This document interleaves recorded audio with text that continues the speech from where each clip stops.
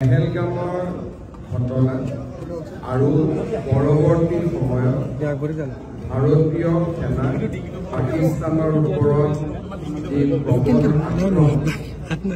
আৰু আক্ৰমণৰ ফলত শতাধিক সন্ত্ৰাসবাদী নিহত হোৱা ঘটনা এই আটাইবোৰত এখন প্ৰদৰ্শনীৰ জৰিয়তে ৰাইজক জ্ঞাত কৰাৰ উদ্দেশ্যে ভাৰতীয় জনতা পাৰ্টীয়ে আমাৰ মুখ্য কাৰ্যালয় এখন সুন্দৰ অথচ তথ্যৰে ভৰা প্ৰদৰ্শনীৰ আয়োজন কৰিছে।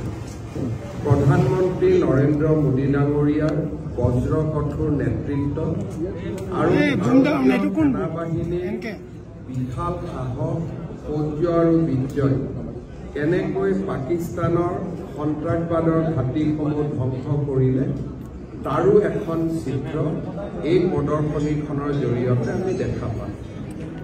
যদিও আমাৰ দলৰ মুখ্য কাৰ্যালয়ত এই প্ৰদৰ্শনীখন আয়োজন কৰা হৈছে, মই সাধাৰণ ৰাইজ আমাৰ বিশেষকৈ যিসকলে ভাৰত মাতাৰ এই বিজয়ত গৌৰৱ অনুভৱ কৰিছে, যদি সময় থাকে সুবিধা থাকে তেখেতসকলক এবাৰ আমাৰ ভাৰতীয় জনতা পাৰ্টীৰ মুখ্য কাৰ্যালয়ত আহি এই প্ৰদৰ্শনীখন চাবলৈ মই অনুৰোধ জনাম।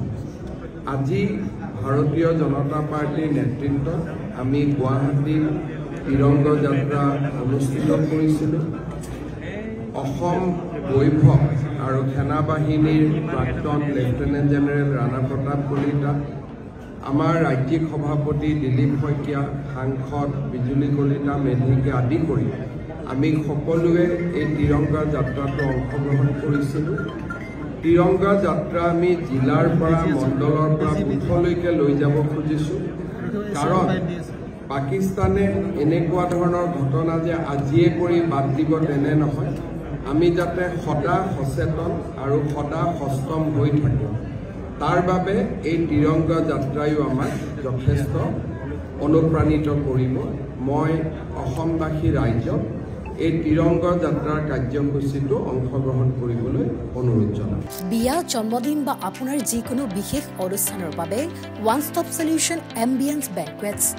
আপোনাৰ প্ৰতিটো অনুষ্ঠানৰ বাবে এটাই শ্ৰেষ্ঠ স্থান, Guwahati's finest and luxurious banquet hall. Ambience banquets, perfect for every celebration. For booking, contact 7099013417 or visit 5th floor above Reliance Centro, RG Burwa Road, Guwahati.